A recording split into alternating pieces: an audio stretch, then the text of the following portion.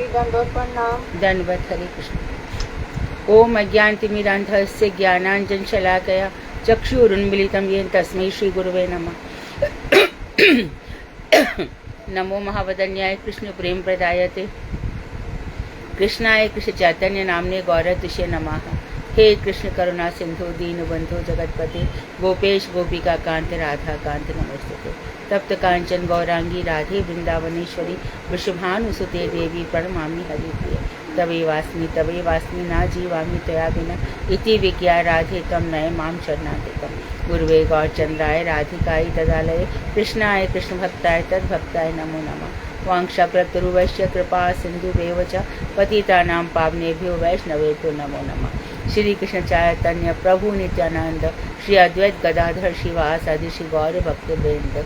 हरे कृष्ण कृष्ण कृष्ण हरे हरे, हरे राम राम राम हरे हरे। मैं सर्वप्रथम मध्य गुरु पाद पद्म परमाराध्यतम नित्र प्रविष्टोम विष्णुपाद अष्टोत्तर शत श्री भक्तिवेदांत श्री नारायण गोस्वामी महाराज मुझे शिक्षा गुरु पाद पद्म परमाराध्यतम नित्र प्रविष्ट ओम विष्णुपाद अष्टोत्तर शत श्री भक्तिवेदांत श्री बावन गोसाई महाराज के अभय चरणारविंद में अनंत कोटि जन्म प्रणाम ज्ञापन करने की अहित कृपा की प्रार्थना करती हूँ। मैं ग्रंथराज मुनि श्रीमद भागवतक मरीचि मला तदई रचिता ओम विष्णुपाद चिंतन श्री भक्तिविनोद ठाकुर के चरणारविंद में असंख्य कोटि जन्म प्रणाम कर उनकी अहित कृपा की याचना करती हूँ। मैं सभी वैष्णवियों के लिए यथायोग्य बंधन अभिवादन दंड प्रणाम करती हूँ। तो हमें बताया गया था कि काम से, भय से, स्नेह से, सुहृद से भगवान को प्राप्त किया जा सकता है। तो कहने का तात्पर्य क्या हो गया कि इस संसार में जो भगवान ने चीज़ें बनाई हैं उन सबको हमें क्या करना चाहिए? कृष्ण की ओर कन्वर्ट कर देना चाहिए, कृष्ण की ओर ले जाना चाहिए। क्रोध है तो उसको कृष्ण, भय है तो कृष्ण, स्नेह है तो कृष्ण, सुहृद है तो कृष्ण, काम है तो कृष्ण। इसका करने से क्या होगा कि हमारी भगवान से स्वाभाविक एक न दिन प्रीति हो ही जाएगी। बड़े बड़े नास्तिकों को भी भगवान का भक्त होते देखा जाता है। वाल्मीकि जैसे डाकू भी भगवान के भक्त हो गए। ऐसे असंख्य उदाहरण हैं। असुर वंश में प्रहलाद हैं, रावण के यहाँ पे विभीषण है। ऐसे बहुत से लोग हैं जो तो अपना जो कुछ है सब भगवान की तरफ मोड़ देने से ठीक हो जाता है। तो भगवान ने सृष्टि बनाई और संग सहाय न दूजा, किसी का साथ नहीं लिया। उन्होंने मात्र ईक्षण किया, अपनी ही शक्ति बहिरंगा माया की तरफ ये सृष्टि बन गई और सृष्टि में ये सब चीज़ें बनाई। पंच महाभूत पहले से बना दिए, वो हम सब के शरीर में है। ये जो पंच महाभूत है, से हमारा पीछा कहाँ छूटता है? कहते पंच महाभूत तत्व में विलीन हो गए सब, अर्थात महाभूत में समा गए। आकाश, वायु, अग्नि, जल, पृथ्वी, ये सब में समा गए। 3 मुट्ठी राख हो गई और आग जाकर के पृथ्वी में समा गई और फिर राख बची तो उसको किसी ने गंगा जी में डाल दिया, किसी की ऐसी ही रह गई। 84 लाख यहाँ योनियाँ घूम रही हैं, उसमें एक प्रेत योनि भी है, भूत प्रेत योनियाँ भी हैं। शायद वो भी होंगी 10 प्रकार की या 10,000 प्रकार की, वो भी हो सकती हैं। अपने अपने कर्मों से वो उसको बनना ही पड़ेगा, कुछ रास्ता ही नहीं है। और हमारे यमराज भी तो एक तरह से प्रेतराज ही कहलाते हैं, क्योंकि सारे जीव सब, अब इसमें कौन कैसे तो भूत प्रेत भी कहाँ पे कैसे प्रवेश कर जाते हैं। कोई व्यक्ति अपवित्र अवस्था में रहता है, भजन नहीं करता, नहाता धोता नहीं ठीक से, झूठे मुँह घर से निकल जाता है, कुल्ला करके नहीं जाता, ऐसे लोगों को वो लोग पकड़ लेते हैं। तो वो उनको खुद को तो खाने पीने को कुछ मिलता नहीं है, वो हम लोगों पे ही आक्रमण करके फिर अपना आहार विहार करते हैं। ये लोग जाते हैं तो नदियाँ इनको पानी नहीं देती, सूख जाते हैं, तरसते रहते हैं पानी के। तो इनको कोई मिल जाता है ऐसा व्यक्ति जो गलत अवस्था में रहता है। कभी कभी कहा भी जाता है, देखो रास्ते में जाओ तो कभी यहाँ वहाँ पैर मत रख देना, है ना, कोई वस्तु छू मत लेना। पता नहीं किसने कौन सी तंत्र विद्या करके क्या रखा है। इसमें तो अटैची खोली तो उसमें मांस मिल गए, ऐसे कुछ तंत्र विद्या रखी मिली। ऐसे कई बार देखा जाता है कि घर में हमने देखा तो हमारे घर के दरवाजे पर लाल कपड़े में बंधा हुआ कुछ पड़ा था हमारे घर में। ये सब जो चीज़ें हैं, ये जो चीज़ें हैं, ये किसके यहाँ पे होती है? अपवित्र, जहाँ भगवान का भजन नहीं हो रहा। वो सब लोग ही फिर जाते हैं, बालाजी जाते हैं, कहाँ वहाँ जाते हैं, भूत उतरवाते हैं, और भूत उतरते देखे भी जाते हैं। बच्चों के जो बचपन में, अरे इसके इतने घुंघराले वाले बाल मत कटवाना, लेकिन वो पिछले जन्म के बाल है, तो भूत को कौन सी चीज़ क्लिक कर जाएगी, वो उसकी पसंद की चीज़। वैसे तो भूत प्रेत बहुत अच्छे भी होते हैं। तुलसीदास जी को प्रेत नहीं भगवान के दर्शन कराए थे। कई प्रेत जो ब्रह्म राक्षस हो जाते हैं, इनका पाप ऐसा भक्तों के प्रति हो जाता है, या ऐसा कुछ वज्र जैसा अपराध हो जाता है, तो भगवान इनको इन योनियों में डाल देते हैं। तो ये फिर बरगद इत्यादि वृक्षों में इसलिए रहती है कि उनका जीवन ज़्यादा होता है, लेकिन यहाँ पे तुलसी इत्यादि होती है, वहाँ इनका प्रवेश नहीं होता। कभी सुना है किसी मंदिर में भूत का वास है? कहाँ पे वास है? किसी बंगले में वास है। क्यों? वहाँ कोई रहता नहीं था, भूत बंगला हो गया। क्यों? वो तो ऐसे खराब पैसे से, और उस बंगले में अनाचार हो रहा था, अत्याचार हो रहा था, व्यभिचार हो रहा था, स्त्रियों के साथ दुराचार हो रहा था, इसलिए भूत ने वहाँ पर अपना प्रवेश कर लिया। तो इसमें फिर डर जाते। तो भगवान श्री कृष्ण सर्वभूत हिते रतः, वो तो समस्त प्राणियों के हित में लगे वो और भक्त, इसलिए ये लोग किसी से नहीं घबराते। कितने ही ऐसे साधक हैं, काशी में गंगा के किनारे भजन करते हैं, कभी किसी को कुछ हुआ क्या? नहीं होता है ना। हमारे यमुना जी के किनारे सुबह उठ करके भगवान का भजन करते हैं। यमुना के किनारे पर यमुना महारानी खुद कितनों को दर्शन देती है। जैसे कि भक्ति हृदय बन महाराज की पुस्तक है, बैंकुठेर पथ, वैकुंठ का पथ, वो पुस्तक है। उसमें स्वयं वो कह रहे हैं कि मैं जब यहाँ से यमुनोत्री पहुँचा तो यमुना जी आई, 13 वर्ष की बालिका थी, छीट की साड़ी, उन्होंने लिखा है छीट मतलब प्रिंटेड साड़ी पहन रखी थी, कुछ हरा सा प्रिंट था उसमें, और बहुत छोटा सा मुकुट धारण किए हुए थे। तो बैकुंठ के रास्ते पर चले जाते हैं, तो कुछ लोग कहाँ का रास्ता पकड़ लेते हैं, तो यहाँ पे हिमालय में रह जाते हैं बहुत समय, कितने समय तक नंगे बदन रह जाते हैं, इतनी सर्दी में भी, तो उनके ऊपर ज़्यादा आवेश होता है, शरीर धर्म से ऊपर उठ जाते हैं। तो शरीर धर्म की जो चीज़ें हैं, इनमें शुद्धता बरतनी चाहिए। मनुष्य मात्र को भक्ति मार्ग भी वैसा ही है, इसमें शौच, मन का शौच और शरीर का शौच आवश्यक है। यदि हम कहें कि नहीं महात्मा, उनके अंदर तो भक्ति इतनी, क्योंकि तीर्थ और धाम में क्या अंतर है? तीर्थ हम जाते अपने पाप धोने के लिए, और धाम क्या है? वहाँ पे साक्षात भगवान विहार किए है ना। तो जो महापुरुष है उनके अंदर ही धाम का वास होता है। उनके दर्शन मात्र से, गंगा को छूने से बाद में पवित्र होंगे, उनके तो दर्शन मात्र से हम पवित्र हो जाते हैं, क्योंकि वो स्वयं धाम स्वरूप है। धाम भगवान के स्थान है जहाँ भगवान रहते हैं। भगवान थोड़े तीर्थों में जाते हैं। तीर्थों में जिन्होंने पाप किया उनसे कहा भैया तुम जाओ गंगा नहा लो, तुम्हारे घर में बहुत बड़ी भूत प्रेत बाधा है, जाओ सब मिलकर गंगा नहा लो। ये सब उपाय भी तो बताए हैं। सब चक्कर है, सारे प्रॉब्लम्स हैं, तभी तो उपाय भी इस तरह के आते हैं ना। कभी कभी हम मूर्खतावश जो अपशगुन है उनको ऐसे मानते हैं कि बिल्ली रास्ता काट गई, किसी ने छींक दिया, तो भगवान कह रहे हैं शुभाशुभ परित्यागी भक्ति मान्य सभी प्रिय। जो शुभ और अशुभ दोनों का परित्याग कर देता है और जो भक्ति गुण सीखते वो मुझे प्रिय है। तो अंधविश्वास और धर्म में एक पतली सी लाइन है। लोग धर्म और अंधविश्वास को मैच कर लेते हैं। उसमें भक्ति का दूर दूर तक लेना नहीं है, न धर्म में न अंधविश्वास में। बिल्ली रास्ता काट गई और हम नहीं गए, भक्ति हो गई क्या? नहीं, किसी अच्छे काम से जा रहे थे, बिल्ली रास्ता काट गई तो क्या हो गया? अभी फ्लाइट उड़ रही है और फ्लाइट में मानो रनवे पे कोई बिल्ली रास्ता काट जाए तो फ्लाइट रुक जाएगी क्या? तो ये सब हमने ऐसी अपने लिए बना लिए हैं। इन सब चीज़ों में भक्ति लोग ध्यान नहीं देते। इसी प्रकार से इस संसार में आए तो मनु जी ने बड़ी व्यवस्था बना दी, ब्राह्मण वैश्य शूद्र क्षत्रिय। और कृष्ण कहते हैं कि भैया गुण कर्म विभागशः, जिसके जैसे गुण है, जिसके कर्म है, उस विभाग के अनुसार। तो भगवान श्री कृष्ण ने खुद इसको जी के दिखाया। देखो वसुदेव जी के घर पे प्रकट हुए, वो क्षत्रिय वंश है, और कृष्ण को हमेशा क्षत्रिय अभिमान रहता है। जब मथुरा चले जाते हैं, मैं क्षत्रिय का बेटा हूँ, ये क्षत्रिय का अभिमान उनको रास में भी हुआ था। तब सुखदेव गोस्वामी ने कहा कि बड़ा शूरवंश का समझ रहे थे अपने आप को, छुपा लिया था, अब प्रकट हो गए ना। शौरी शब्द है, शूरवंश में जो प्रकट हुआ उसको शौरी कहेंगे।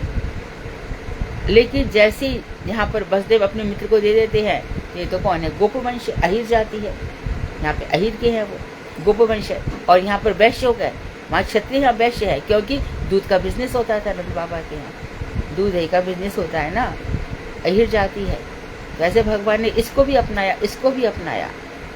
तो यहाँ पर रहते तो गोप अभिमान में रहते हैं, और मथुरा में वो क्षत्रिय अभिमान में रहते, द्वारका में भी क्षत्रिय अभिमान में रहते हैं। लेकिन जब गीता को उपदेश देते हैं, ना तो गोप रहते ना क्षत्रिय होते, तो ब्राह्मण बन जाते हैं। और सबकी घोड़ों के चरण इत्यादि धोते हैं महाभारत में, तो वो शूद्र सेवा भी करते हैं, शूद्र भी बन जाते हैं। तो कहते सभी जातियां मुझसे निकली हैं। और इनके जितने भी सखा थे, भीलनी जाति, भील जातियों से भी मिलकर रहे क्या ये? उनसे भी तो मिलकर रहे थे, उनको भी अपना वन में जाते थे और वनों में भील मिलते थे, उनके साथ उनको सखा बना लेते थे। तो जाति पाति कुल धर्म भूत प्रेत ये सब सृष्टि में कब छूट जाते हैं? जब हमें भगवान श्री कृष्ण की तरफ हम मुड़ जाते हैं, पूरा की पूरा उनके साथ जुड़ जाते हैं।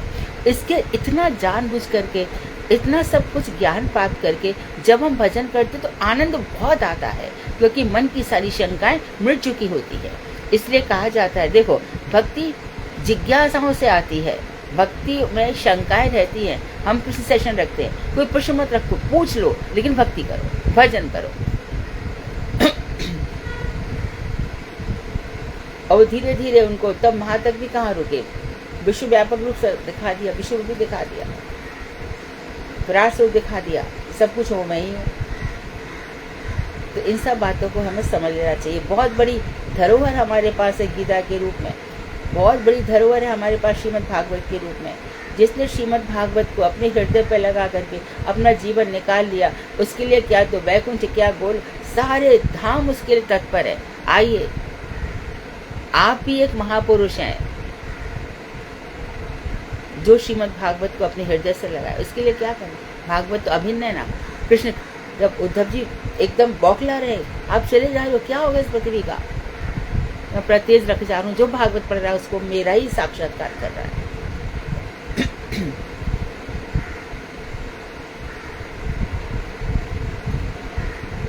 हमने आगे पढ़ना है।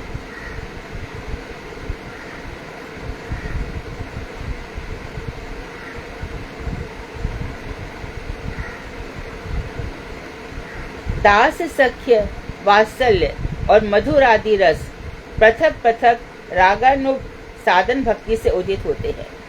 जो जैसी साधन भक्ति कर रहा है, किसी को वात्सल्य रस अच्छा लग रहा है, किसी को सख्य रस, किसी को दास्य रस। तो कल हमने चतुर्वेदियों को लेकर के बताया था, फिर वल्लभाचार्य जी को लेकर के बताया था कि कैसे सख्य रस में उनका आस्वादन किया उन लोगों ने। रस संबंधित ज्ञान भाव से के संग से उदित होता है। रस संबंधित जो ज्ञान है वो किससे उदित होगा? भाव के संग से उदित होता है। भाव होगा तो रस हो जाएगा। ब्रजजनों के पृथक पृथक राग के दर्शन द्वारा जो लोभ उत्पन्न होता है, ब्रजजनों के जो ब्रजजन है उनके पृथक पृथक राग, वही पृथक उसको समझ लेना चाहिए। सख्य वाले भक्त, दास वाले भक्त, वत्सल वाले और मधुर रस वाले, इन राग के दर्शन द्वारा जो लोभ उत्पन्न होता है, भाव को उदय कराने का प्रबल उपाय होने के कारण यही लोभ ही बाद में भाव को उदित कराता है। तो भाव को उदय कराने का ये क्या है? प्रबल उपाय है। क्या? जो लोभ है, तृष्णा है। जैसे कि एक मूर्छित व्यक्ति होता है, सन्निपात का रोगी, उसके लिए पानी पानी पानी वो चिल्लाता है। इसी प्रकार से जो आत्मा का ज्ञान जिसको हो चुका है, कृष्ण तत्व को जो जान चुका है, वो भी हर कृष्ण कृष्ण कहाँ हो आप, कहाँ जाओ, कहाँ पाओ। महाप्रभु ऐसे चिल्लाते, किधर? तो कृष्ण के लिए इतना भाव आ जाता है। तो ये भाव उदय करने का साधन क्या है? कोई लोभ उत्पन्न हो जाए, कोई तृष्णा उत्पन्न हो जाए, तो इसके कारण यह लोभ ही बाद में भाव को उदित कराता है। फिर मन में अनेक प्रकार के भाव आते हैं। कृष्ण से जुड़ने के बाद अनेक प्रकार की भावनाएं आती हैं। फिर रात को आदि, अरे मैंने भगवान को सुलाया कि नहीं सुलाया, अरे जाके देखूं, अरे सो गए होंगे, छोड़ो ना। अरे कैसे, मैंने भगवान को एक खिलाया कि नहीं खिलाया? अरे बहुत देर हुई ठाकुर जी की आरती नहीं हुई, बहुत ठाकुर जी भूखे बैठे हैं। तो ये सब भाव आ जाते हैं मन में। तो कृष्ण इन्हीं भावों के वो, सच्ची बात बताओ तो एक शब्द तो एकदम खड़े हो, अपने आप को बेच देते, क्या करूं तुम्हारे लिए। अच्छा, तो हमें तो फिर उन्होंने सुख संपत्ति दी नहीं, वहां तो वो चाहते कि नहीं फंस जाएगा, मेरा भजन छोड़ देगा, इसलिए मैं उतना ही दूंगा जितना इसको जरूरत है। तो हमें दुख दूर किए नहीं, यही दुख है जिसके कारण ये मेरा भजन कर रहा है, जैसे कि हम पांडवों के जीवन में देखते हैं। तो हमें स्थितियों से भगवान को संयोग, मतलब कि वहां से सुख मिल रहा है, ऐश्वर्य मिल रहा है, दारा सुत लक्ष्मी पापी के भी हुए, इनके ये सब मिल जाएंगे। और सच्ची बात पूछो, जो धन कमा रहा है वो कितने लोगों को दुख देकर उसको पैसा आ रहा है, सरकार के पास टैक्स जा रहा है, ठीक है, उस टैक्स से सरकार गाड़ियां खरीदती है, सब मंत्री गाड़ियां खरीदते हैं, तो पेट्रोल भरा जाता है, कितना फ्री का होता है, फिर जीवन भर पेंशन दे, जनता को चूस रहे कि नहीं चूस रहे लोग, और हम सोचते बड़े सुखी हैं। सबसे ज्यादा घबराहट नहीं पड़ी है, इनके हृदय में एक मिनट भी चैन नहीं है, हर वक्त मृत्यु का डर है, हर वक्त मेरा वंश कैसे चलेगा इसका डर है, अपने आत्म कल्याण की दूर दूर तक बात नहीं है। श्रीमद् भागवत के 11वें स्कंद के 30 अध्याय के 32वें में वही नवयोगीश्वर संवाद, नवयोगीश्वर प्रबुद्ध राजा निमि को भाव के लक्षण बतलाते हुए कहते हैं कि भाव के लक्षण क्या है, क्या क्या करता है। क्वचित् रुदन्त्याच्युत चिन्तया, क्वचित् हसन्ति निन्दन्ति वदन्त्यलौकिकाः, नृत्यन्ति गायन्ति अनुशीलयन्तजं, भवन्ति तूष्णीं परमेत्य निर्वृताः। तो भाव भक्त कैसा, उसकी क्या पहचान है? कृष्ण लीला का चिंतन करके भक्त कभी कभी तो मुग्ध होकर रोदन करने लगता है। ये प्रहलाद जी के भी आता है, कभी वो हंसते थे, कभी रोते थे, कभी एकदम मुग्ध हो जाता है, भोला भाला सा बन करके एकदम आंखों में दिन रात आंसू गिरते हैं, कभी रोदन करता है। ये महाप्रभु के तो अविरल अश्रुधाराएं बहती थी, कभी रोदन करने लगता है, कभी कभी उस लीला की अचिंत्यता पर विचार करके हंसने लगता है, और कभी कभी उसको हंसी आ जाती है। जैसे कालिया मर्दन हुआ, कालिये पर नृत्य कर रहे हैं ठाकुर जी, और कभी कभी उन्होंने गिरिराज पर्वत को उठा लिया, और तो ऐसी जब लीलाओं का चिंतन करता है तो वो खूब जोर से हंसने लगता है। और कभी उसको इसलिए हंसी आ जाती है कि चले गए गोपी के घर पे और गोपी ने उसको पकड़ लिया। अब गोपी को पकड़ लिया तो इस समय जो भय से अपना मुखार बिंद दिखा रहे हैं ठाकुर जी, इसमें भक्तों को हंसी आ जाती है। सारे जगत को माखन चोरा, नाम धरो बैरागी, ये महाप्रभु के लिए कहा जाता है। फिर गोपियां उसको पकड़ती हैं, कृष्ण को पकड़ लेती है, फिर कृष्ण कहते हैं तो वो सब सारे गोप बाल मिलकर के क्या करते हैं, गोपी जब घर में जाती है तो उसके पति को ही पूरा बांध देते हैं। तो कृष्ण किसी के बंधन में नहीं आते, तो गोपी उसको बांधना चाहती है कृष्ण को, तो कहते तुझे बांधना नहीं आता गोपी, ये कैसे बांधेंगे? तो बोलते देख तू ऐसे कर। तो कृष्ण उसके दरवाजे पे जाते हैं और वहाँ पे एक खम्बा सा लगा होता है, तो देख तू यहाँ पे खड़ी हो जा, मैं बताऊंगा कि कैसे बंधते हैं। बोले बताओ कान्हा कैसे बनते हैं? तो वो रस्सी लेते हैं और गोपी को एक राउंड ऐसे लगाते हैं और दूसरा राउंड ऐसे लगाते हैं, और फिर तीसरे राउंड पे आकर के जो पहला छोर है दूसरे छोर से इसमें गांठ बांधते हैं। ऐसे बांधा जाता है। ठीक है कन्हैया, अब मैं ऐसे बांधूंगी। अरे इस बंधन को कौन खोल जाए, तू बन गई। गोपी भाग जाते हैं वहाँ से। तो भक्त को इन सब बातों को देख करके हंसी आ जाती है। यशोदा के पास जाती, अरे मेहर, आज तो तेरा लाला मैंने पकड़ लिया। तू कहती है ना ये चोरी नहीं करता, आज मैं चोरी करते पकड़ लिया। लेकिन रास्ते में क्या हुआ, जो कृष्ण पकड़े गए तो कृष्ण गोपी से क्या कहा, सखी मेरा हाथ दुख रहा है। अरे मेरा हाथ छोड़, दूसरा हाथ पकड़ लेना। अरे कन्हैया आज चल तू पिछले हाथ से।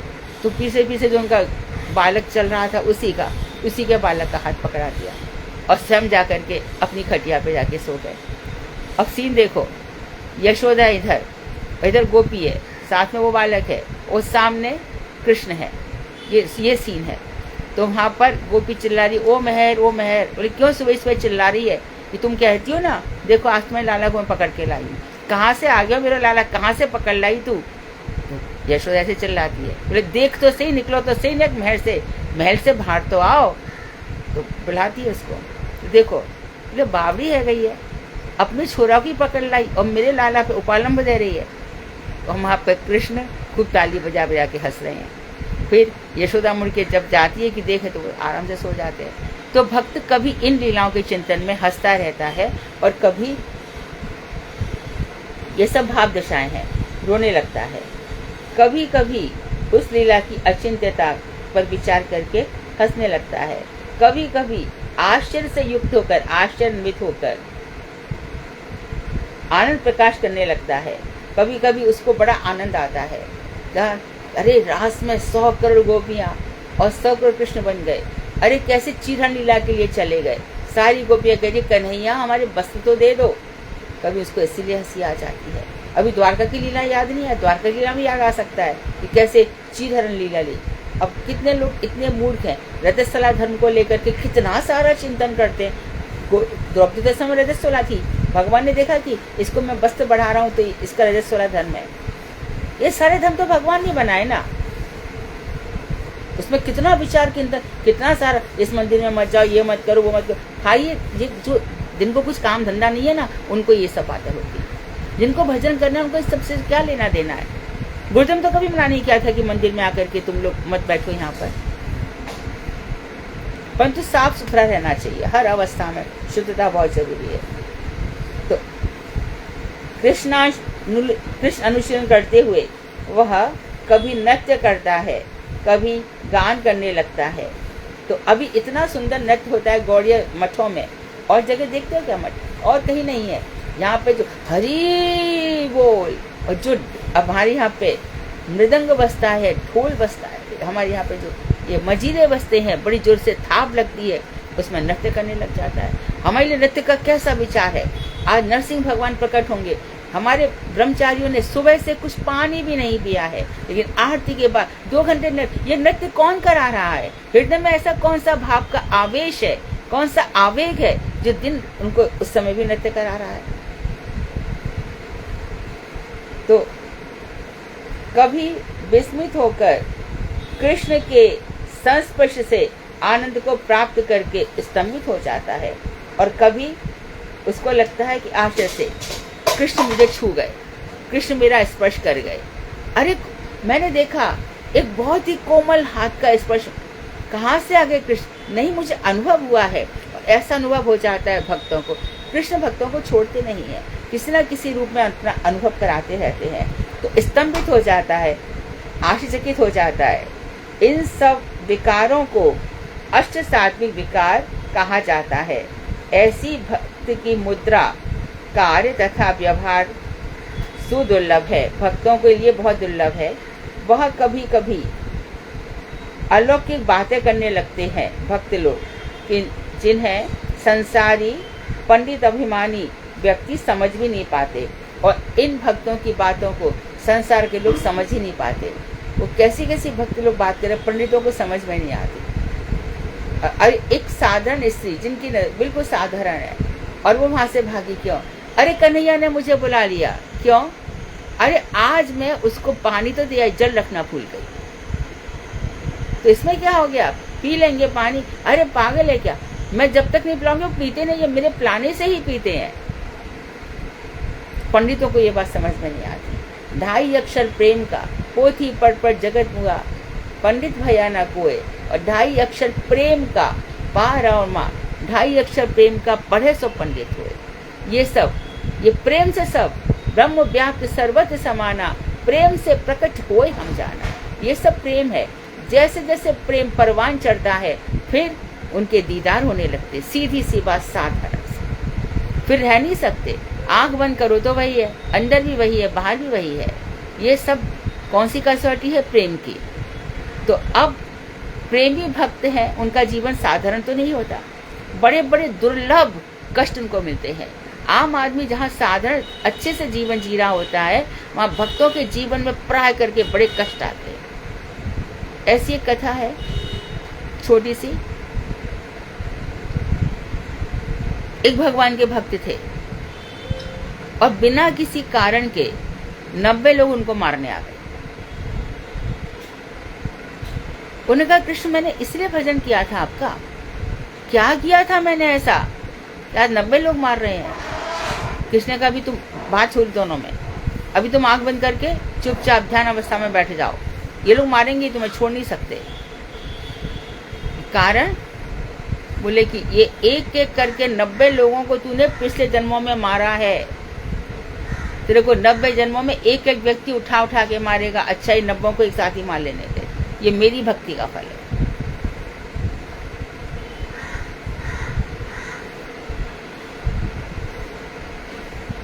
तो ये भजन का फल है। इसी प्रकार से मधुसूदन जी है, बार बार हम कई बार मैं इस बात को बता चुकी हूँ, भजन करते थे, पुरस्चरण करवाए और उनका 2.5 पुरस्चरण पूरा हो गया, जितना भी उन्होंने संकल्प लिया था।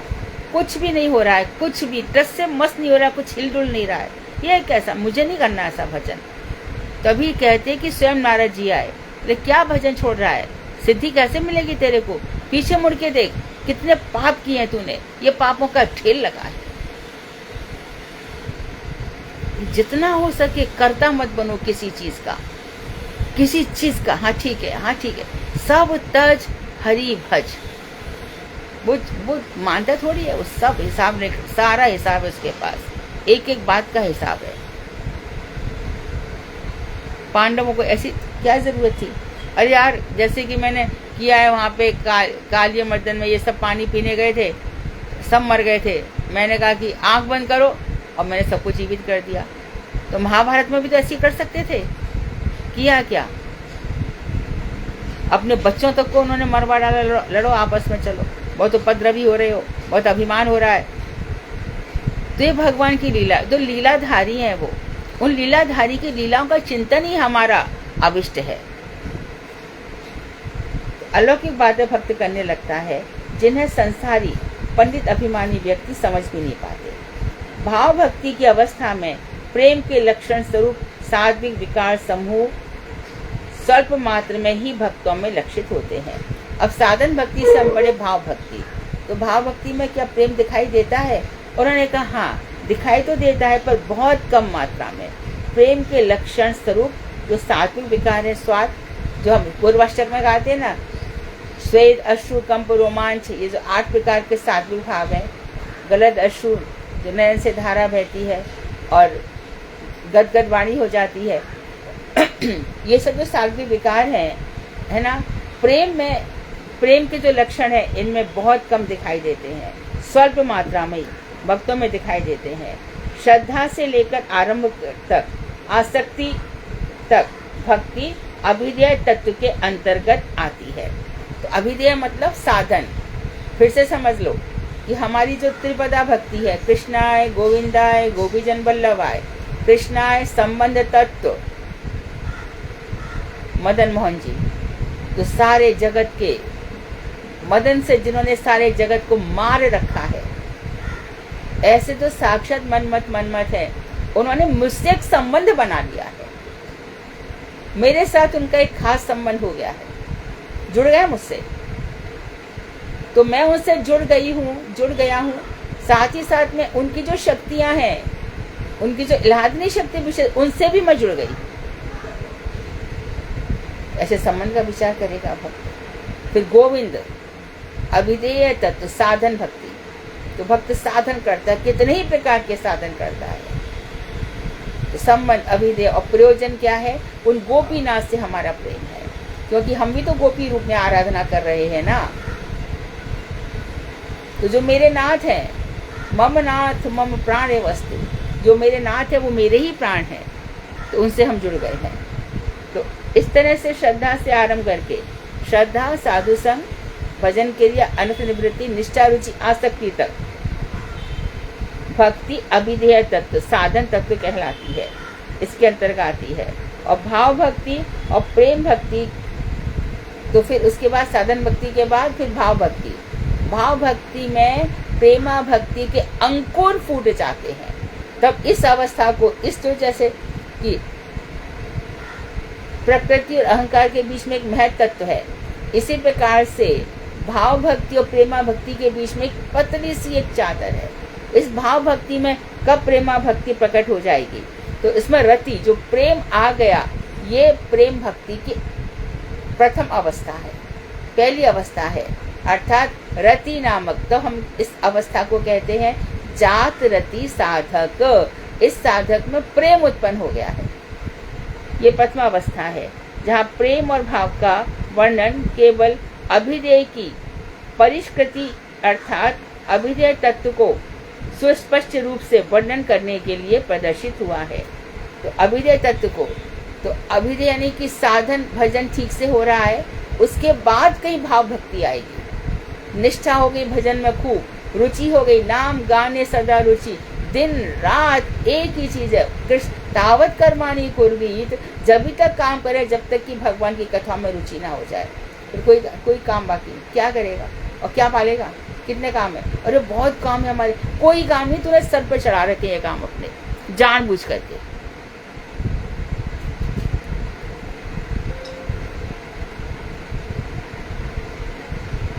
श्रीमद् भागवत 11वां स्कंद 2 अध्याय 39-40 में स्पष्ट रूप से फिर भाव के लक्षण बता रहे हैं।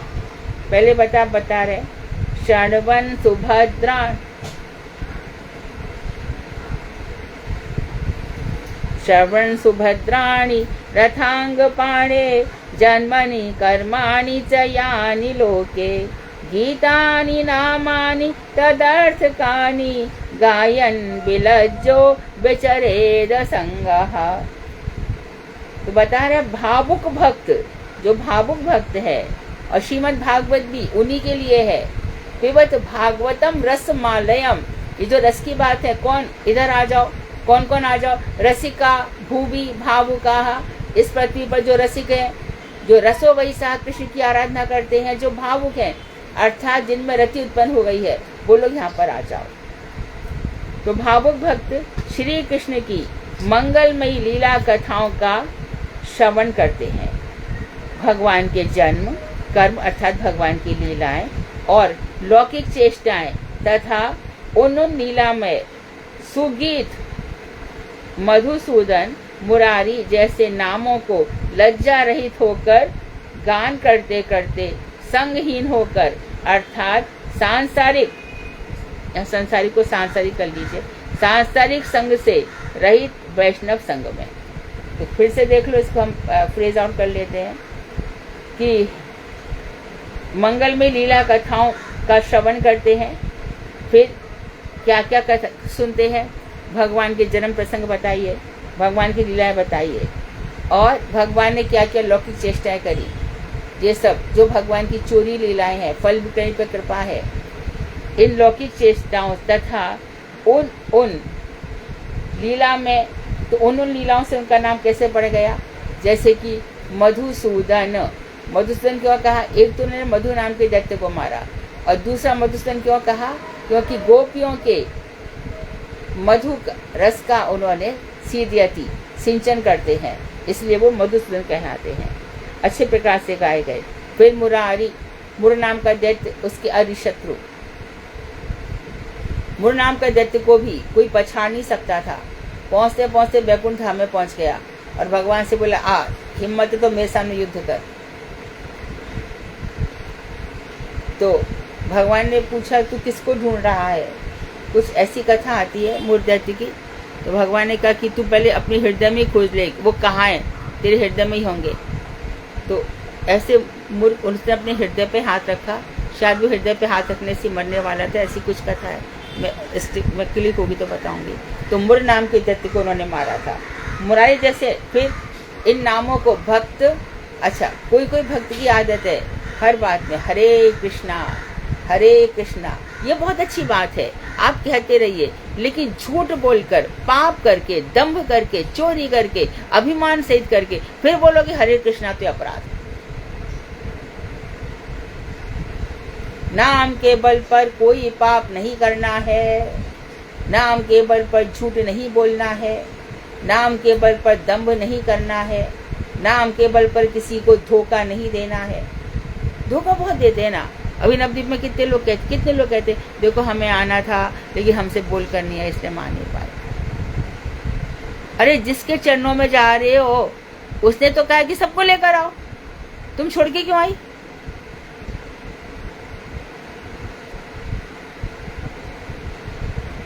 नहीं, मुझे उनका साथ नहीं जमता है। अरे यदि तुम पारस मणि हो तो हर लोहे को सोना बना दो ना। तुम्हारे साथ जो आ रहे हैं, मान लो हो सकता है वो बहुत ही खराब हो, उसका स्वभाव बहुत ही खराब हो, इधर उधर भिड़ाता है, यहाँ की वहाँ करता है, मठ की बुराइयां करता है, तो अरे तू कितना जी लेगा? इस जीवन में बुराई करने आए क्या? नरक जाना है क्या तेरे को? अगले जन्म खराब करने हैं क्या? सुधारो उसको उसी हाल पे छोड़ दोगे तो कैसे चलेगा? तो ऐसे भगवान को नामों को फिर लज्जा रहित होकर, गान करते करते, संगहीन होकर, अर्थात किसी भी आसक्ति के संग से रहित होकर वैष्णव संग में विचरण करते हैं। किसी से आसक्ति नहीं रखते। आसक्ति जो ब्रज यात्रा में चला आया, इतने 1 महीना रह गया यहाँ पे, तो उसकी आसक्ति तो मरी जाएगी ना। आसक्ति कहानी तो रह जाता। और वहां पे भी जा करके, ब्रज में जा करके, नवद्वीप जा करके, और लगातार घर पे फोन लग रहे हैं।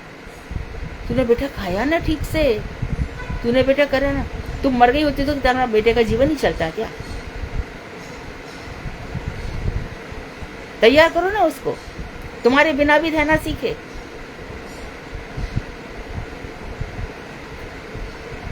तो भागवत का पढ़ना हुआ ना सार्थक।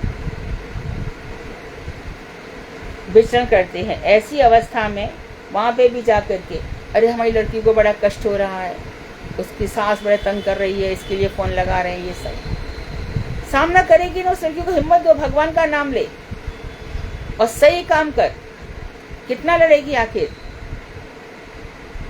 कुछ नहीं कर सकते सास ससुर।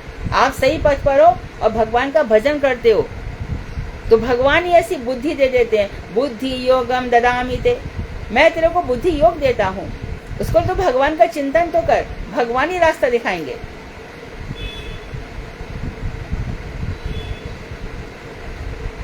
लड़की अपने ससुराल में जाती है तो वो एक ही दिन में, ससुराल वाले उसके कहने में ऐसा नहीं होगा।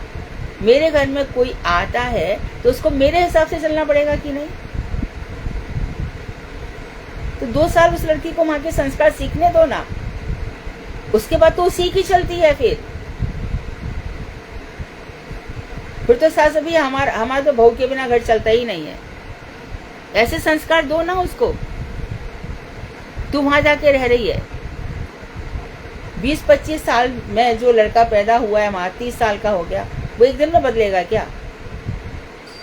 पर भगवान का भजन मत छोड़, तुलसी पर जल देना मत छोड़, दिन रात कृष्ण कर, सब स्थितियां तुम्हारे पीछे पीछे चलेंगी।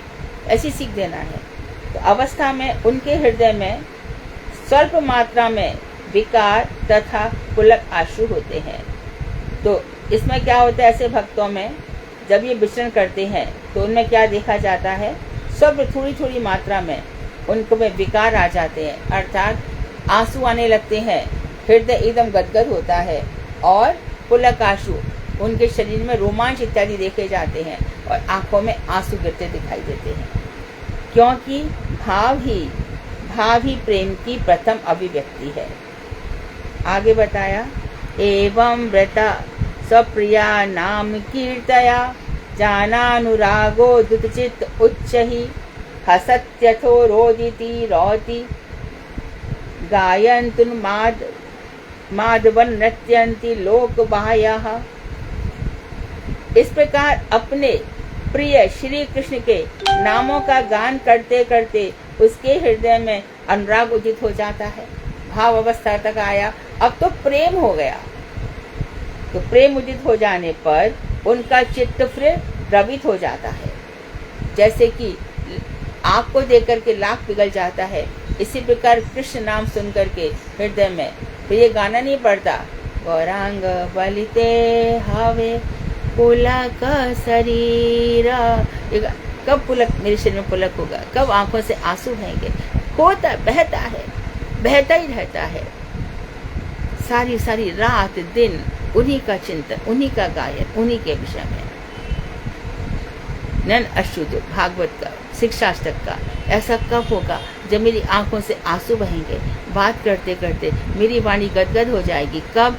जितने ये यथा माम प्रपद्यन्ते तां तथैव भजाम्यहम्, जो मुझको जितना भजता है मैं उसको उतना ही भजता हूँ। इस प्रकार से जो उनका भजन उतना करके तो देखो ना,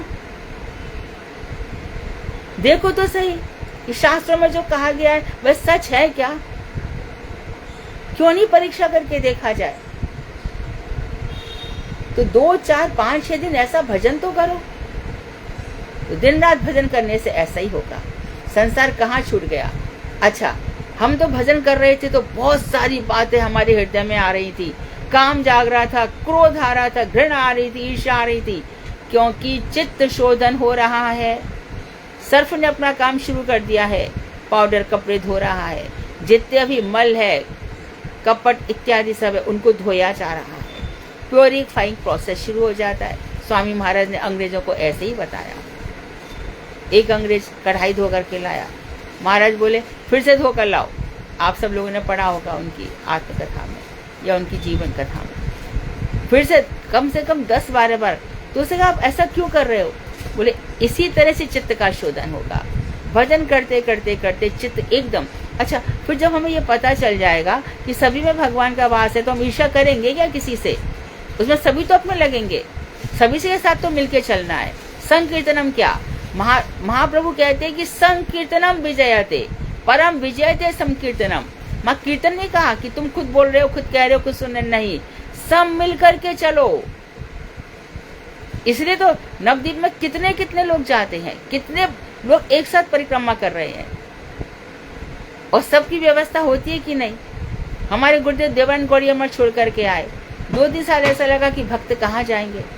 अच्छा ही हो गया, इतने सारे भक्त हैं कि एक देवानंद गौड़िया मठ में कहाँ से रहते। तो महाराज जी ने देखते ही देखते इतना बड़ा मठ तैयार हो गया। और भी आगे मठ बनने दो ना, तो सब आएंगे, उस धाम का आनंद लेंगे, उस चिन्मय धाम का आनंद लेंगे। तो इस प्रकार भगवान के प्रति हमारे हृदय में अनुराग उदित होता है, जैसे नारद जी के हृदय में हो रहा है, ध्रुव के में, प्रहलाद के में, मीरा के हृदय में। जाने पर उनका चित्त अनुराग जब उदित हो जाता है तो चित्त द्रवित हो जाता है। फिर चित्त में कठोरता नहीं रहती। जितने भी रोड़े हैं ना, रोड़े मार्ग में जितने भी व्यवधान है, पत्थर है, ये सब खत्म हो जाते हैं। हम नहीं आ पाते ना, अरे इसलिए नहीं आ पाते कि तुम आना ही नहीं चाहते। और जो आना चाहे कृष्ण उनका साथ दे, ऐसा ना साथ दे ऐसा कभी नहीं होता। हमारी तो बहुत इच्छा थी, नहीं थी। अच्छा मानो गोपियां जो कृष्ण से नहीं मिली, रास मंडल में नहीं आई, तो कृष्ण तो उनको भी प्राप्त हुए ही ना।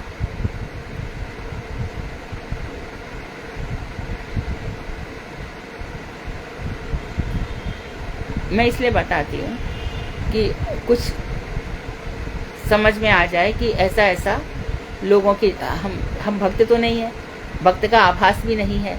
पर एक बात बता रही हूँ कि करीब ये बात होगी 2003 की बात है। मैं विद्यालय में थी और गौर पूर्णिमा थी, और गौर पूर्णिमा के दिन तो प्रसाद भी नहीं खा सकते हैं, और सुबह उससे उठी भी थी, और महाप्रभु का कुछ जैसे तैसे बन रहा था। अचानक क्या हुआ कि बहुत जोर से एकदम मेरा रुदन फूट पड़ा, और मैं कितना घंटे रोती रही, मुझे होश भी नहीं है।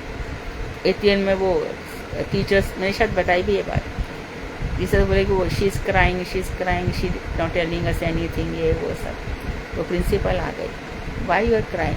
मैं कहा कि आप मुझे घर भेज सकते हो क्या? What is the problem? किसी को भेजूँ साथ में कि नहीं, किसी को मुझे जाने दो। और मुझे कुछ भी नहीं सूझा उस समय। मैं इस्कॉन मंदिर चली गई और जाकर के वहाँ पर कथा चल रही थी इंग्लिश में। तो मैं जाके एकदम पीछे बैठ गई और पीछे बैठ करके पहली लाइन मैंने सुनी, से ही कृष्ण, से ही जगन्नाथ, से ही गौरांग। यही कृष्ण है, यही गौरांग है, यही जगन्नाथ है। तो एकदम हृदय, शायद ये 2 साल पहले की बात है, और एकदम चीत्कार कर रहा है। उसके बाद से मैं देख रही हूँ कि मैं हर साल नवद्वीप जा रही हूँ।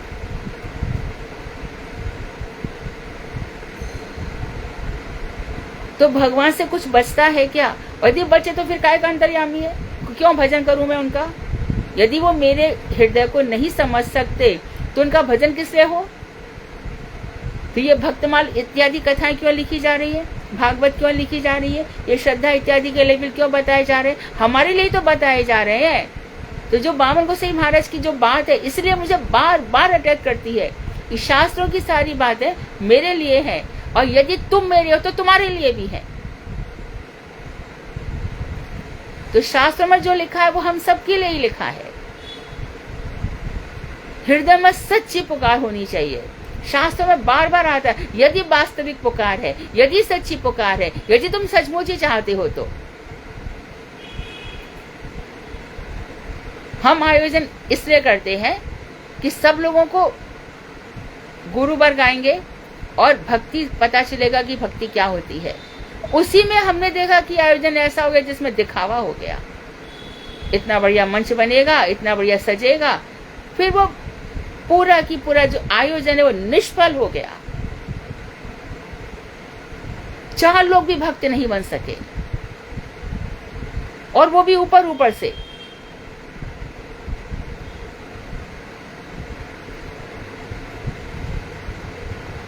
एक महिला थी कि मेरे को बोली कि मैं यहाँ पे पैसे इकट्ठे कर रही हूँ, आप मुझे देंगी? मैंने कहा किस लिए चाहिए?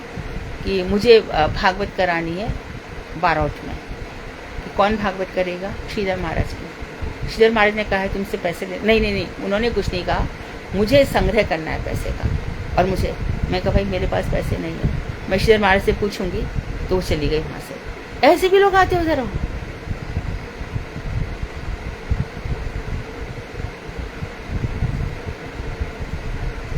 आयोजन होगा अवश्य। यदि आयोजन करना है और ऐसा लगे कि एक इतने महान संत आ रहे हैं और इनके आने से भक्ति की धारा बहेगी, तो क्यों ना आयोजन कराया जाए। लेकिन इतना सब तामझाम होगा तो कैसे होगा?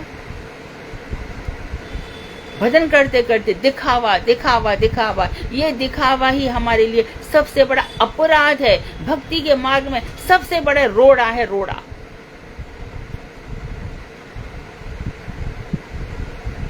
प्रेम, प्रीत, शुद्ध मन, यही भक्ति की चीजें हैं।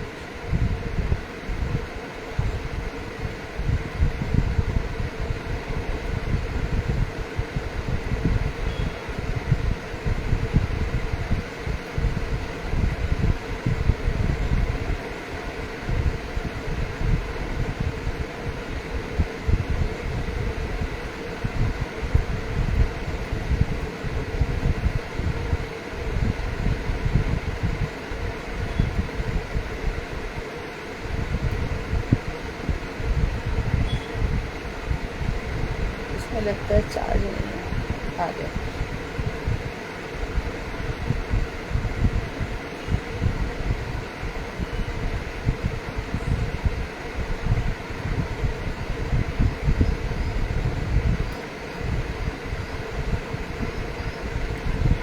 क्योंकि भाव ही भक्ति के प्रेम की प्रथम अभिव्यक्ति है।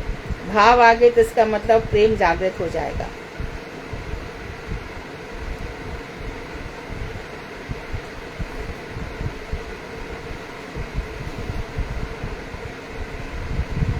हमने श्लोक पढ़ लिया था क्या? 26वां।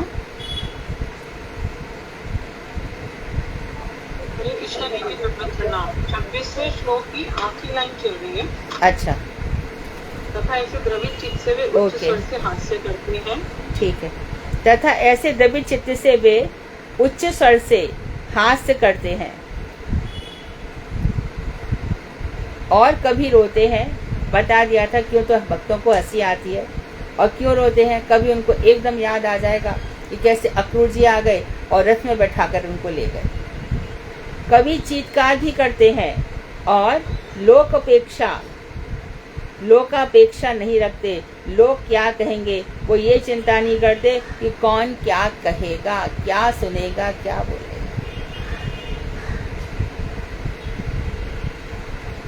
रोते तो कृष्ण है राधा जी के लिए। वो विरह विदग्धा जब वन में आएगी और मुझे नहीं देखेगी तो ना जाने क्या कहेगी, ना जाने क्या करेगी। तो भक्त लोग जब ऐसी चीजें देखते हैं, इन भावना में खो जाते हैं राधा कृष्ण की, तब जो भावुक भक्त है, ये प्रेम की अवस्था है।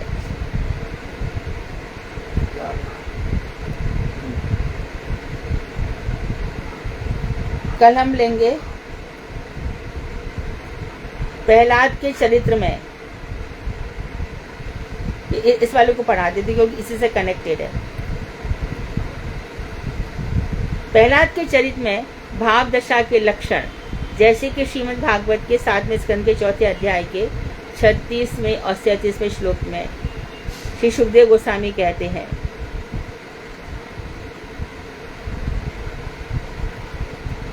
गुणैर्लमंग संख्यै महात्मम तस्य मुच्यते, वासुदेवे भगवती यस्य नैसर्गिकी रतिः। वासुदेव श्री कृष्ण में जिनकी स्वाभाविक रति हुई थी, उन प्रहलाद का असंख्य गुणों द्वारा महात्म सूचित होता है। तो प्रहलाद में असंख्य गुण है। प्रहलाद की एक बात बहुत अच्छी है, ये 2 उपदेश तो उनको हमेशा याद कर लो। एक तो उन्होंने ये कहा कि जीवन कितना सा है, आधा जीवन तो रात में ही चला जाता है, उसमें 20 वर्ष तो यौवन में निकल जाते हैं, अंतिम 20 वर्ष बुढ़ापे में निकल जाते हैं। तो 20 और 20 40, अब बचे 60 और ऑलरेडी 50 साल की तो रात हो गई, तो 60 में से 50 साल रात के चले गए। तो या मानो सब मिला करके 50 साल बचे, 50 साल में 20 साल रात निकाल दो दिन के, तो 10 साल ले लो ना, 20 के 10 रह जाएंगे यदि रात निकाल दो तो। यौवन में चले गए, 10 साल बुढ़ापे में चले गए, अब बचे 30 साल। 30 साल में शादी ब्याह ये वो सब तमाम तरह की झंझट, तो अपने लिए समय ही नहीं बचता है। इस बात को पहला जी जितना समय बचता है। और दूसरा उन्होंने बहुत ही इंपॉर्टेंट बात कही है उनके उपदेशों में, अभी 7वां स्कंद आएगा तो हम प्रहलाद के उपदेश पर विशेष चर्चा करेंगे, क्योंकि हमारे प्रभुपाद जी ने 64 बार प्रहलाद जी के उपदेशों की चर्चा की है, 64 टाइम्स। तो उसमें वो कहते हैं कि पिष्ट पेषण हर बार जन्म लेता है और हर बार वही आहार, भोजन, निद्रा, सोना, भय, मौत का भय इत्यादि और मैथुन, बच्चे पैदा करना, इसी 4 में 84 लाख में लगा पड़ा है। असुर बालकों से कह रहे हैं, तुम्हें इतना ज्ञान कहाँ से मिल गया? मैं मैया के पेट में था, नारद जी ने बताया, तुम भी सीखो। तो असुर बालक को जो उपदेश दिए गए हैं, तो वो इसलिए इम्पोर्टेंट है कि हम सब असुरी हैं, क्योंकि हम सब शरीर धर्म पे जीते हैं। जो भी शरीर धर्म पे जीता है वो असुर ही है। वो कहाँ से आनंद प्राप्त करेगा? जो शरीर के लिए ही जी रहा है, मैं और मेरे के लिए जी रहा है, उसके पास आनंद का अवकाश किधर है? जो मैं और मेरा, जैसे भगवान अपने आप को बेच डालते हैं, मैं और मेरे को, तो वो आनंद ले सकता है। मैं कहूं, मैं बोलूं, मैं सुनूं, इसमें आनंद आने का अवकाश ही नहीं है। No place, no space.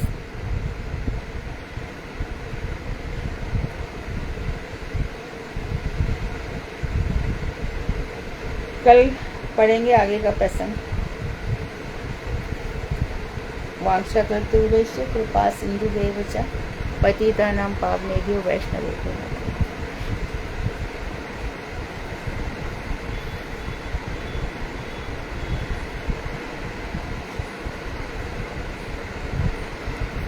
लोग कितनी खुशी के साथ रोज स्टार्स भेजते हैं, है ना। मालूम है कंप्यूटर पे स्क्रीन पे बहुत अच्छा लगता है, ऐसा लगता है कि कहीं पे खुशियाँ मनाई जा रही हैं।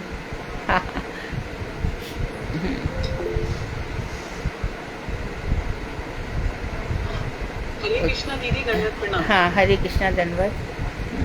दीदी आपने जो भी वो मधुसूदन जी की कथा बता रहे थे ना, मुरारी। उन्होंने भजन किया और मेरा कुछ हाँ, भी नहीं हुआ। हाँ हाँ हाँ हाँ। तो वो पुरस्चरण क्या होता है दीदी? पुरस्चरण होता है, जैसे कि 1,00,000 नाम जपेंगे तो एक पुरस्चरण। रूप गोस्वामी ने भी पुरस्चरण करवाए थे, जब आए थे ना मथुरा तो उन्हें 24 पुरस्चरण करवाए थे, 24 करोड़ या कितने का। तो कभी कभी 1 करोड़ का एक पुरस्चरण होता है, उसी मंत्र को बार बार दोहराना ये पुरस्चरण कहलाता है। और कितनी संख्या का होगा। और कभी कभी संपुट होता है, संपुट उसमें ज़्यादा देखा जाता है। जैसे कि कोई मंत्र बोलेगा तो पहले भी ओम लगाओ, अंत में भी ओम लगाओ, है ना। और संपुट, जैसे कि तुम संपुट लगा करके चौपाई पढ़ो, मंगल भवन अमंगल हारी द्रवो सुदशरथ अजर बिहारी, फिर एक चौपाई बोल दी, फिर मंगल भवन अमंगल हारी द्रवो सुदशरथ। तो ये इस तरह से पुरस्चरण और संपुट होते हैं। हाँ, ये संपुट तो सुना, नाम नहीं पता था, लेकिन ऐसे सुना है मैंने।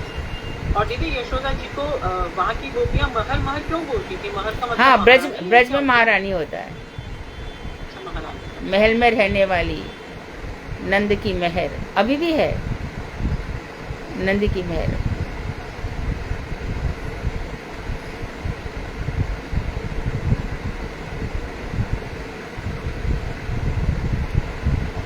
श्लोक संख्या 25 में जो हिंदी का अर्थ बताया दीदी, उसमें लिखा है कि वो भगवान के नामों का गान करते हैं, मधुसूदन मुरारी लज्जा रहित होके। तो लज्जा रहित का क्या अर्थ है यहाँ पे? क्योंकि बहुत से लोग कैसी? अभी हम किसी से कहें कि आप जाके भगवान का नाम पुकारो, सपोज तुम्हारे पति से ही कहें, पुकारेंगे? क्या बोलेंगे? जोर से नहीं बोलूंगा, मन में कह दूंगा, कहेंगे ना। वो करते हैं। हाँ, बिल्कुल बिल्कुल, जोर से नहीं बोलते, वो धीरे से बोलते हैं। मन में कहेंगे, बस यही है। और ये लोग लज्जा छोड़ करके बोलेंगे। अच्छा, ठीक है। अरे पति के ऊपर दिया ना, लेकिन आपको तो बहुत अच्छे से समझ आ गया।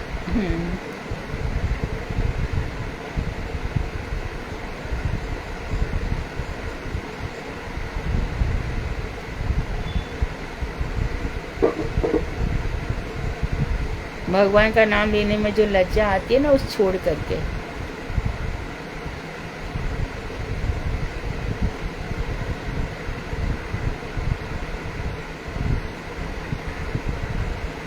और कोई प्रश्न है? सुधा भागवत। हाँ जी दीदी, आज 19वां अध्याय है और मदन मोहिनी दासी दीदी करेंगी ये अध्याय। दीदी आप शुरू करिए प्लीज। हरे कृष्णा दीदी। मदन मोहिनी दासी दीदी। दीदी हरे कृष्णा दीदी, दंडवत प्रणाम। धन्यवाद दीदी, हमारी वॉइस आ रही है ना? हाँ, आ रही। जी दीदी। श्रील गुरुदेव की जय, अनंत कोटि वैष्णव वृंद की जय, निताई गौर प्रेमानंदे, हरि हरि बोल। वंदे हम श्री गुरु श्री युता पदकमलम, श्री गुरु वैष्णवांश्च, श्री रूपम साधु जातम साधन, रघुनाथान्वितं तं सजीवं, साद्वैतं सावधूतं परिजन सहितं, श्री कृष्ण चैतन्य देवं, श्री राधा कृष्ण पादान, सहगण ललिता, श्री विशाखावितांश्च। गुरुवे गौरचंद्राय राधिकाय पदालय, कृष्णाय कृष्ण भक्ताय तद्भक्ताय नमो नमः। नमो विष्णु पादाय कृष्ण पृष्ठाय भूतले, श्री श्रीमद् भक्ति वेदांत श्रीधर गोस्वामी इति नामिने। नमो ओम परम गुरुदेवाय धीमति सौम्य मूर्ति भक्ति श्री रूप सिद्धांति प्रभे श्री महात्मने।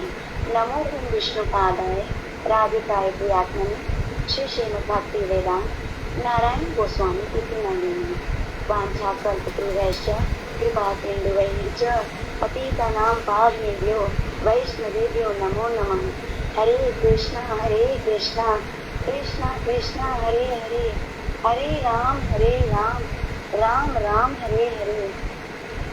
मैं सर्वप्रथम अपने गुरुदेव ओम विष्णुपाद अष्टोत्तर सत श्री श्रीमद् भक्ति वेदांत श्रीधर गोस्वामी गुरुदेव महाराज जी के अभय चरण कमलों में असंख्य कोटि जन प्रणाम ज्ञापन करते हुए उनसे अहतों की कृपा की वांछा करती हूँ।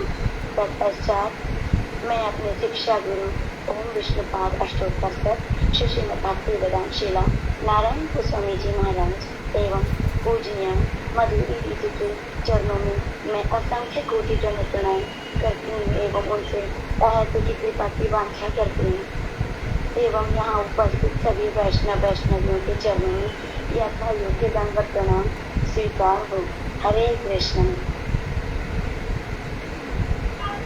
हमारा आज का टॉपिक है पृथु महाराज के अश्वमेध यज्ञ में इंद्र द्वारा अश्व का अपहरण, पृथु द्वारा इंद्र का वध करने की चेष्टा एवं ब्रह्मा के द्वारा उसका निवारण। तो श्री मैत्रेय ऋषि ने कहा, हे विदुर, इसके बाद राजर्षि पृथु मनु के ब्रह्मावर्त क्षेत्र में जहाँ पर ब्रह्मावर्त जी दीदी, ब्रह्मावर्त क्षेत्र में जहाँ पर सरस्वती नदी पूर्व दिशा की ओर प्रवाहित होती है और 100 अश्वमेध यज्ञों के अनुष्ठान के लिए दीक्षित हुए। यह देखकर इंद्र ने विचार किया कि इस प्रकार तो पृथु के कर्म मेरे कर्मों की अपेक्षा भी बढ़ जाएंगे, इसलिए ईर्ष्यावशतः वह महाराज पृथु के इस यज्ञ महोत्सव को सहन नहीं कर पाए। इंद्र के लिए कह रही हो? मदन मोहिनी दास, इंद्र सहन नहीं कर पाए ऐसा कह रही हो ना? जी दीदी। हाँ, सभी लोग ध्यान से सुने। इंद्र का सिंहासन हिल जाता है जब भी कोई कुछ करता है। जी दीदी, मैं इस लाइन को मैं पुनः कहना चाहूंगी। हाँ। कि यह देखकर इंद्र ने विचार किया कि इस प्रकार तो पृथु के कर्म मेरे कर्मों की अपेक्षा भी बढ़ जाएंगे और इसलिए ईर्ष्यावशतः वह महाराज पृथु के इस यज्ञ महोत्सव को सहन नहीं कर पाए। महाराज पृथु के यज्ञोत्सव में सर्वात्मा समस्त लोगों के पूज्य यज्ञेश्वर भगवान श्री हरि साक्षात प्रकट हुए थे। ब्रह्मा जी एवं शिव जी अपने अनुचरों के साथ वहां उपस्थित हुए थे। गंधर्व, मुनि, अप्सराएं, लोकपाल एवं लोकपालों के अनुचर भगवान का यशोगान कर रहे थे।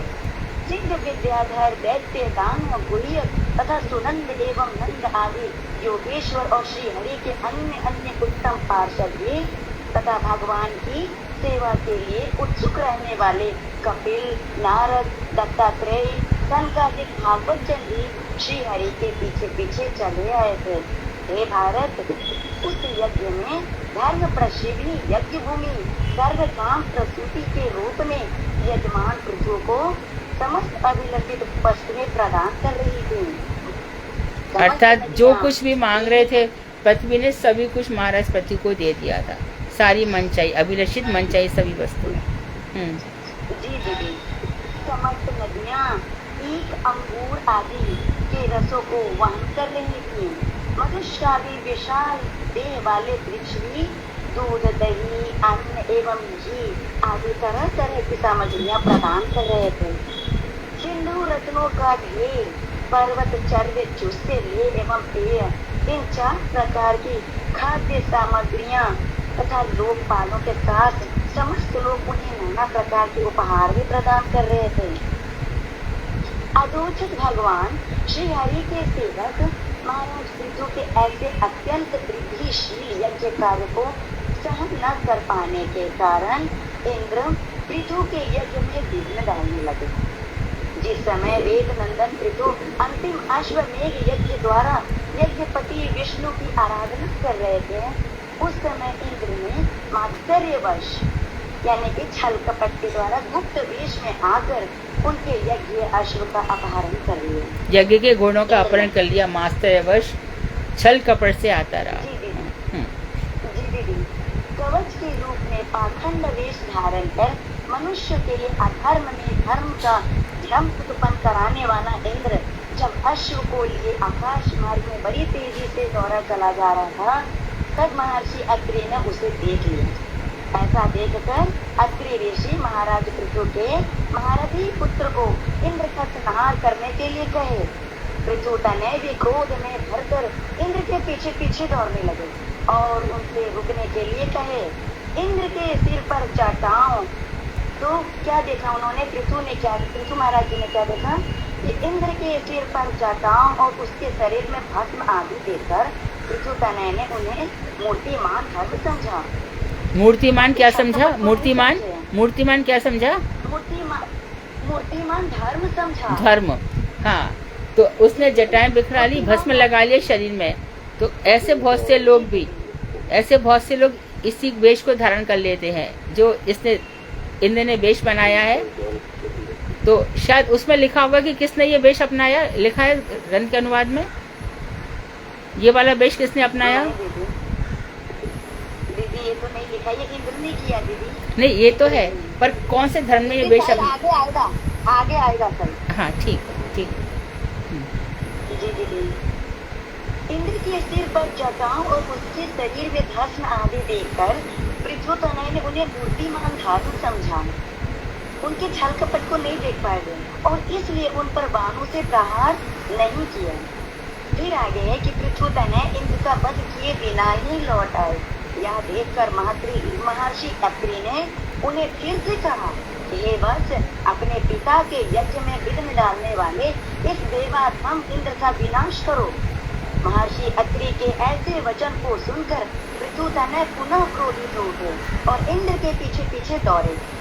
उस समय प्रकाशमान इंद्र ने उस पाखंड विष का परित्याग कर दिया और यज्ञ पशु को वहीं रखकर वे अंतहित हो गए, गायब हो गए। महावीर पृथुपुत्र यज्ञ अश्व को लेकर पिता के यज्ञ स्थल में वापस लौट आए और इस प्रकार पृथुपुत्र के अद्भुत पराक्रम को देखकर उन्हें विजेताश्व नाम प्रदान किया। उन्हें क्या नाम दिया? विजेताश्व मतलब जिसने घोड़े को जीत लिया है। विजेताश्व कैसा क्यों हुआ? क्योंकि वो चला गया इंद्र और घोड़े को छोड़ गया। तो उन्होंने कहा कि चलो मेरा घोड़ा तो मुझे मिल गया, तू जा रहा है तो जा। तो इसलिए उनका बेटा अश्व को उठा लाया, इसलिए उनका नाम पड़ा विजिताश्व। फिर आगे है कि पृथुपुत्र ने अश्व का उद्धार करके उसे सोने की जंजीर द्वारा चाशाल एवं युग काष्ठ में बांध कर रखा। अब हम जानते हैं कि मतलब क्या है। युग मतलब है यज्ञ मंडप में यज्ञ पशु को बांधने के लिए जो खंभा रहता है उसे युग कहते हैं और युग के आगे रखे हुए गोलाकार काष्ठ को चाशाल कहते हैं। तो सोने की जंजीर द्वारा अश्व को चाशाल एवं युग काष्ठ में बांध कर रखा। लेकिन पराक्रमी इंद्र ने घोर अंधकार होने के उपरांत उसी समय वे प्रच्छन्न वेश धारण करके उस अश्व का पूरा अपहरण कर लिया, फिर से अपहरण कर लिया। इस बार तो इंद्र कपाल एवं खटवांग यानी कि प्रायश्चित करने वाला भिक्षा मांगने का पात्र धारण करके आकाश मार्ग से तेज गति से भाग रहे थे। इनको कापाली कहते हैं। ये लोग इसी तरह से कभी लौकी को कभी किसी चीज को हाथ में ऐसे कटोरा बांध के चला करते हैं। जी दीदी। अब महर्षि अत्रि ने भागते हुए इंद्र को विजेताश्व को यानी कि पृथु महाराज को दिखाया, पर इस बार पृथुपुत्र उसके पीछे नहीं भागे। इस बार क्या होती, मुनि के बार बार प्रेरित करने पर पृथु ने क्रोध पूर्वक इंद्र की ओर बाण साधा और उस समय अपनी इच्छा अनुरूप रूप धारण करने में समर्थ इंद्र पुनः यज्ञ अश्व और पाखंड विष का त्याग कर वहीं अंतर्हित हो गए, फिर से वो गायब हो गए। उसके बाद महावीर विजेताश्व जो पृथु महाराज हैं, जो पृथु पुत्र हैं, उस अश्व को लेकर पिता के यज्ञ स्थल पर लौट आए। ऋषि ने कहे, हे विदुर, तभी से ज्ञानहीन मंद बुद्धि वाले मनुष्य इंद्र के इस निंदित एवं कपट वेश को धारण करते हैं। परम पराक्रमी महाशक्तिधारी पृथु इंद्र के इस अभिप्राय को समझकर क्रोधित हो गए। उन्होंने अपना धनुष उठाकर उस पर इंद्र के उद्देश्य से बाण साधा, बाण चढ़ाए ही था उन्होंने। तब ऋषि मुनि जो लोग वहाँ उपस्थित थे उन्होंने देखे और उन्होंने कहा कि पृथु इंद्र के वध के लिए उद्यत हो उठे। उनकी जो पृथु महाराज हैं इंद्र के वध के लिए उद्यत हो उठे। उनकी लाल आंखें और भीषण आकृति की ओर देखना भी उनकी ओर कठिन हो रहा था।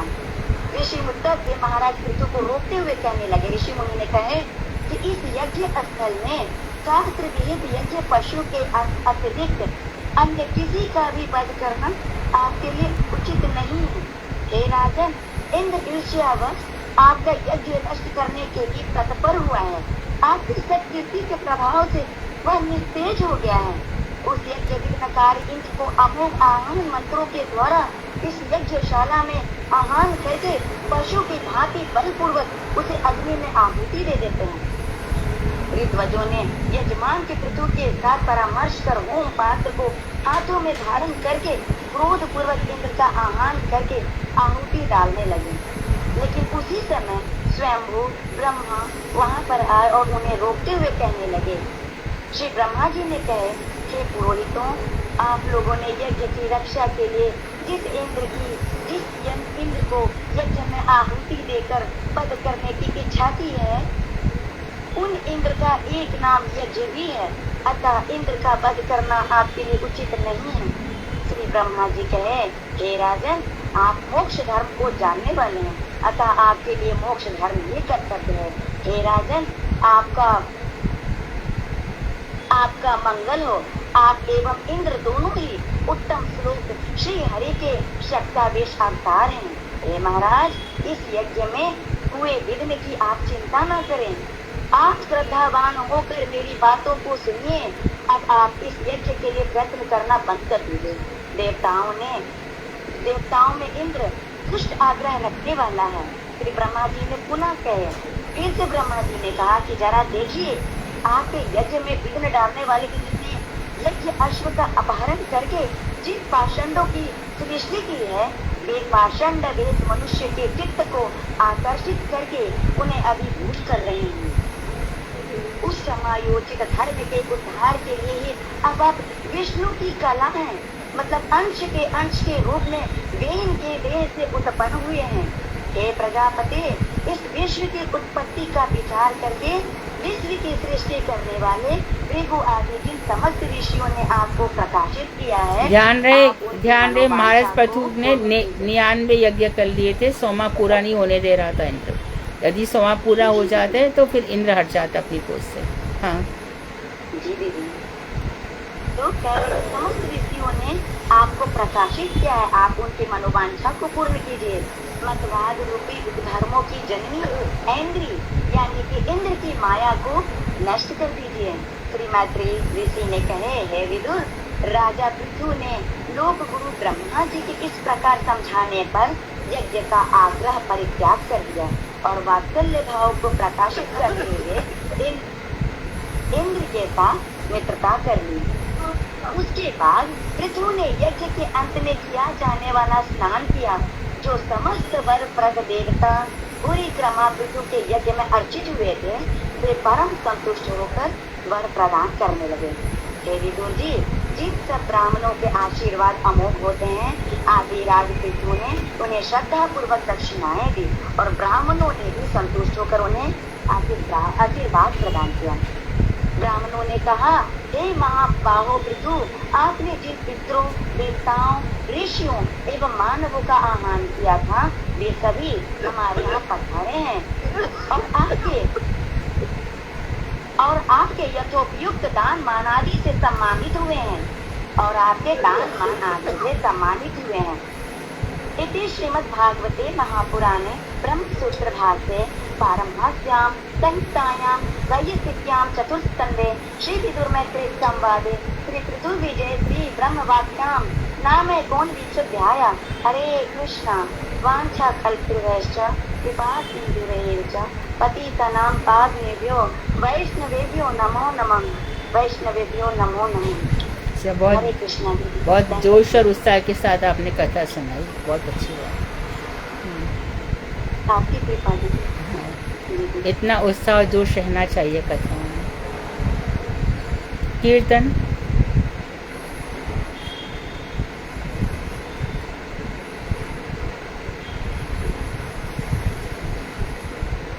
कौन गा रहा है? दीदी हाँ दीदी, मैं बोलूं? विनीता, दीपा दीदी, सीमा यादव। सीमा यादव। हाँ बोलो, गाओ। श्री गुरुदेव की जय। श्री कृष्ण चैतन्य प्रभु दया कर मोरे, तुम बिन के दयालु जगत संसारे। पतित पावन हेतु तव अवतारा, मौसम पतिता प्रभु ना पैवार। प्रभु नित्यानंद प्रेमानंद सुखी, कृपा अवलोकन कर आम्ही बड़ा दुखी। दया करो सीतापति श्री अद्भुत गोसाई, तब बाल कृपा पाई चैतन्य निताई। दया करो गौरा सती पंडित गदाधर, श्री वशादि भक्त वृंद मोरे दया कर। स्वरूप सनातन रूप रघुनाथ, भट्ट युग श्री जीव प्रभु लोकनाथ। दया करो श्री आचार्य प्रभु श्रीनिवास, रामचंद्र संग मांगे नरोत्तम दास। दया करो प्रभु पद श्री दयित दासा, तब पद छाया मांगे ये अधम दास। दया करो गुरुदेव पतित पवाना, तब पद कृपा मांगे दीन यकींचन। श्री कृष्ण चैतन्य प्रभु दया कर मोरे, तुम बिन के दयालु जगत संसारे। जय नरोत्तम ठाकुर, जय नरोत्तम ठाकुर, नरोत्तम ठाकुर, जय नरोत्तम ठाकुर। हरे कृष्णा दीदी, दंडवत प्रणाम। अर्थ बोलोगी इसका? हाँ दीदी, अर्थ है। हाँ बोलो। श्री कृष्ण चैतन्य महाप्रभु जी, मुझ पर कृपा कीजिए। आपको छोड़कर और दयालु है ही कौन इस जगत में। पतित को पावन करने के लिए आपका अवतार हुआ है, और मेरे जैसा पति प्रभु आपको और कोई नहीं मिलेगा। हाँ प्रभु नित्यानंद, आप तो हमेशा ही प्रेमानंद में विभोर रहते हैं। मेरी ओर कृपा अवलोकन कीजिए। हे प्रभु, मैं बहुत दुखी हूँ। हे सीतापति श्री अद्वैत गोस्वामी, मुझ पर कृपा कीजिए। आपके कृपा बल से ही श्री चैतन्य महाप्रभु और श्री नित्यानंद प्रभु की प्राप्ति होती है। हे गौर शक्ति पंडित गदाधर जी, मुझ पर कृपा करिए, मुझ पर दया करिए। हे श्री वशादी भक्त वृंद, आप सभी मुझ पर कृपा करें। हाँ स्वरूप दामोदर, हे सनातन गोस्वामी, हे रूप गोस्वामी, हे रघुनाथ दास गोस्वामी, हे रघुनाथ भट्ट गोस्वामी, श्री गोपाल भट्ट गोस्वामी, हे श्री जीव गोस्वामी। हाँ हे लोकनाथ प्रभु, मुझ पर कृपा कीजिए। हे श्रीनिवास आचार्य प्रभु, आप सब मुझ पर दया कीजिए। हे नरोत्तम दास श्री रामचंद्र कवि, रामचंद्र कवि जी के संग की प्रार्थना करता है। श्री दयित दास प्रभु पाद जी, आप मुझ पर कृपा करें। ये अधम दास आपके चरण छाया की प्रार्थना करता है। श्री दयित दास प्रभु पाद जी, आप मुझ पर दया करें। ये अधम दास आपके चरण छाया की प्रार्थना करता है। पतित पावन श्री गुरुदेव जी, आप मुझ पर कृपा करें। ये अधम दास आपके चरण छाया की प्रार्थना करता है। पतित पावन श्री गुरुदेव जी, मुझ पर दया कीजिए। ये दीन अकिंचन आपकी कृपा की प्रार्थना करता है। हरे कृष्णा दीदी, धन्यवाद प्रणाम। अच्छी आवाज है, थोड़ी सी सेटिंग और कर लो तुम। बंगला टोन तुम्हारा और थोड़ा सा से तो बहुत सुंदर गा पाओगी। अच्छा गाया था, आवाज़ भी अच्छी है, पर थोड़ा सा और सेट कर लोगे तो और अच्छा हो जाएगा। वांछा कल्पतरु वैश्य कृपा सिंधु वेवचा पतितानां पावनेभ्यो वैष्णवेभ्यो। हरे कृष्ण हरे कृष्णा दीदी, धन्यवाद।